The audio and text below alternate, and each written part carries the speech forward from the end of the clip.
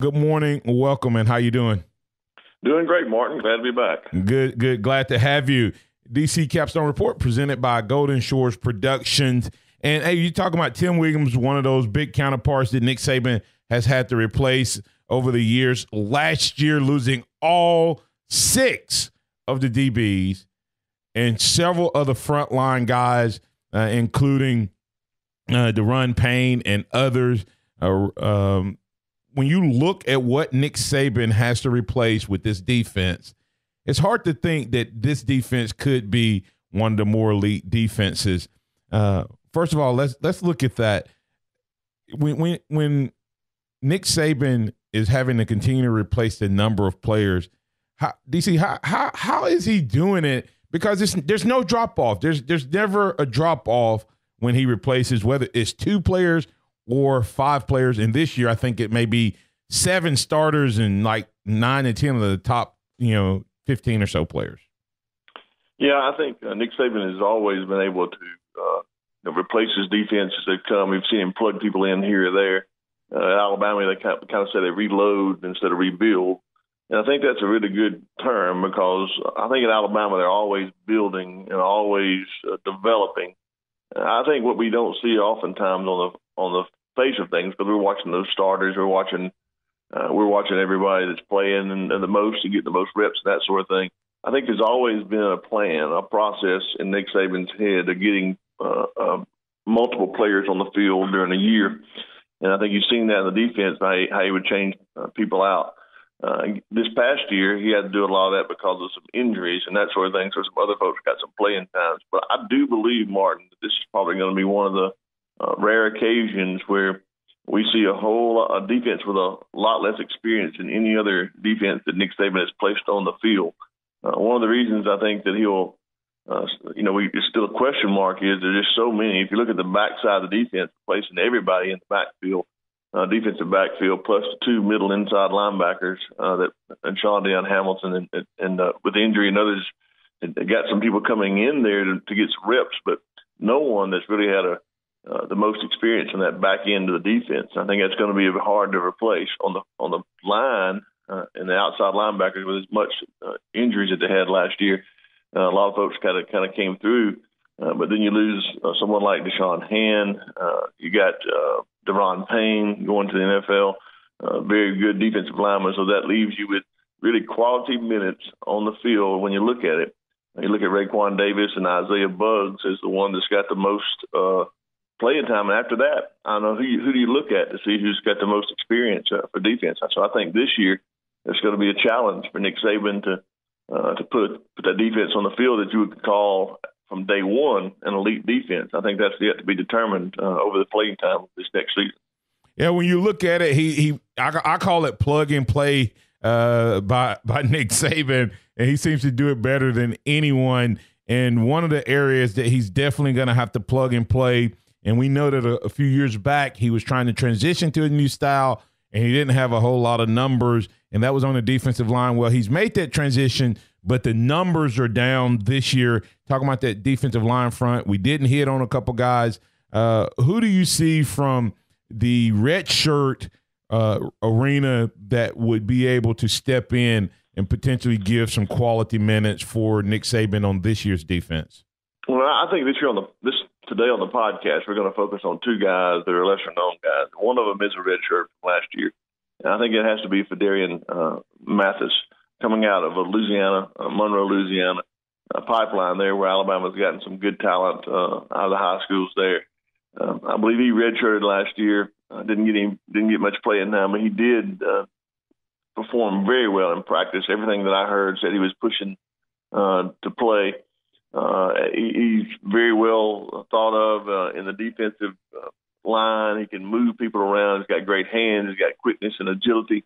You're seeing that kind of player that's of the mold of a 6'5", 305 type player who's big and can move the people out, move the pocket, but he also is quick enough to get in there, much like you see a Deshaun Hand, Deron Payne playing that role on the defensive line. So I think he's going to come in and give valuable time to help out Quinion Williams, of course, who's going to play more this year, didn't play much last year, help out Isaiah Buggs and Raekwon Davis. So another guy, though, that did not redshirt last year, but it was the plan for him to redshirt all along, and that's LeBron Ray out of Madison, Alabama. He is a great talent, five-star player, and I think the plan for him was to redshirt all along. But Martin, as we know, so many injuries took place in that first game against Florida State. They began to rethink that because of his size. They decided, and because of him playing defensive end in high school, decided to go ahead. He was so far above some of the other players in his just skill level to move him out to the outside linebacker play position and play some there. And then when he did that, there were some injuries inside. I think Deshaun Hand went down. He came back in and played defensive line late in the season, and then he too was injured, so he didn't get to play at this full potential for the full year. So I think Fadarian Mathis and LeBron Ray are the two players to watch on the defensive line to contribute this year. Yeah, and when you look at those two guys, just think about that new rule we were talking about just last week, the new red shirt rule. Just think about how big of a weapon that's going to be in the Nick Saban arsenal moving forward when he can get these guys actual reps without losing a red shirt. And if he's already developing these guys without actual playing time, I cannot wait to see the impact that's going to have. Speaking with DC of the Capstone Report, presented by Golden Shores Productions. DC, we're talking defensive side of the ball. We're sticking there this entire portion of the interview. When you look at this defense, that inexperience in a lot of areas, but one of the even bigger areas of inexperience, and I do not think Nick Saban was planning for at this exact moment, is now the guy calling the play. So not only do you have a bunch of new players, you got a bunch of new coaches, and the head man, Tosh Lupoi, is going to be there. How do you feel about Tosh Lupoi and his ability to step in that role as the DC or the defensive coordinator? Yeah, I think, Martin, you've hit the nail on the head there with the idea of the experience in the coaching area.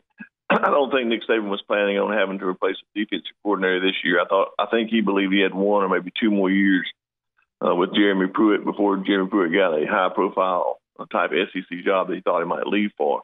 It just so happened with a perfect storm at Tennessee and all the coaches falling through and falling out of favor that they were trying to get, that job came open and Jeremy Pruitt was tapped for that job. So great for him to move on, but I don't think it was thought that this would be the season they would move on. So I think they were grooming. Nick Saban was grooming Tosh Lupoi. I think from the very beginning, it's him coming on. In 2014, he came on as an analyst. He had previously had experience out in working for California and for Washington. He had some great experience in 3-4 defense, played the type of defense that Nick Saban likes to play. He also is a great recruiter. In California, he was one of the best recruiters. That's what gave us a kind of an inroad into the West Coast, so to speak. I think when you look at Tosh Lupoi, inexperience is probably his weakness. Everything else is a strength, and I can see on him. He has that championship bloodline, Martin. He goes back. If any of your listeners out there can think of this name, but it's the De La Salle High School in Concord, California, where he played. That is one of the premier high schools, championship teams in all of California. And then it goes down in the lower there of just great coaches and great players coming out of that school and great championships. So he has that in his bloodline, knows what a championship is all about. Been since high school. Coming up in the coaching ranks through the West Coast and Washington and California, always did a great job wherever he landed and been a coordinator, a defensive type mind in every place he's been. So when he came here as an analyst, I think it was always in back of Nick Saban's mind that he would transition to the field at some point. He did in the outside linebackers. I think he had a great effect on the outside linebackers. And looking at him, if you look at our last three defensive coordinators, between Kirby Smart, Jeremy Pruitt, and now Tosh Lupoi, I think that Tosh Lupoi is more along the lines of a Jeremy Pruitt than Kirby Smart. Kirby Smart had a mentality of a team type of mentality. He tried to motivate the team, and he did a great job in doing that. I think Jeremy Pruitt, because he's such a great recruiter, a great players coach, he motivated individuals and caused them to want to be part of a great team and build them into leaders. He had a great rapport with the players. I understand Tosh Lupoi has the same type of rapport with the players. That's why he's such a great recruiter. That's why he can relate to the players. I think he's very high energy, like Jeremy Pruitt was. He's going to bring a lot to the defensive coordinator position.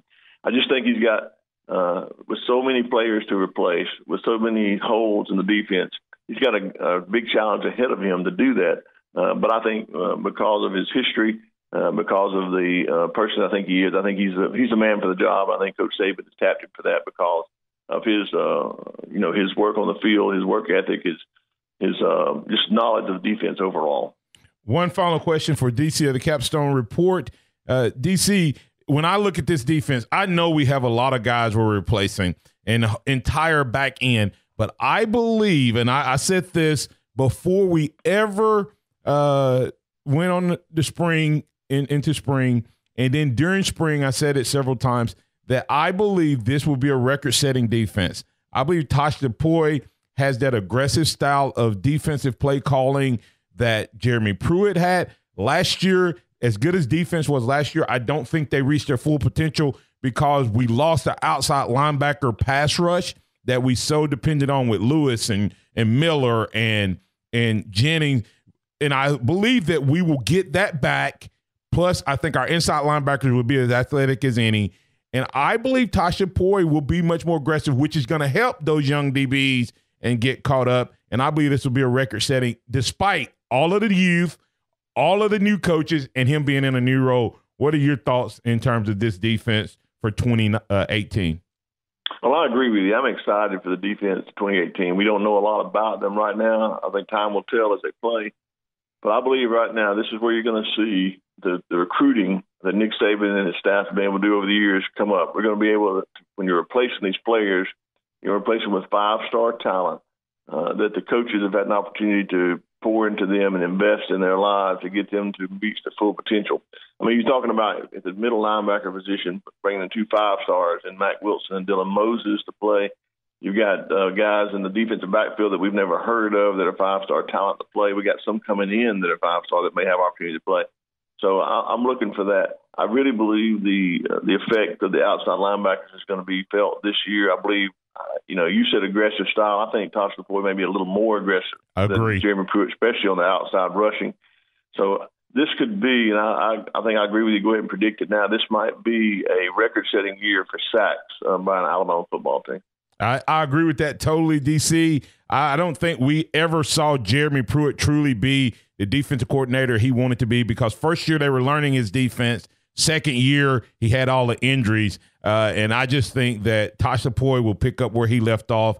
And this year has some mean, nasty defensive linemen that's going to get sacks in Isaiah Buggs and Raekwon Davis. And I believe those two with the outside linebackers is going to take the total above and higher than Alabama's ever been as a team. DC, man, time gets away from us. Love having you. Can't wait to catch up with you next Monday. But tell our listeners real quick where they can catch your podcast and how they can follow you. Yeah, they can catch us, our podcast at GoldenShoresProductions.com. It's GoldenShoresProductions.com. Gary and I will have another podcast up later this afternoon. And then you can also follow me on Twitter at David Cott. That's DAVIDCOT 50. David Cott 50. All right. That's at David Cott 50, at David Cott 50. Also, you can catch the DC Capstone Report at Golden Shores Production. Thanks, and we'll catch up with you next week. Thanks, DC. Thanks, Martin.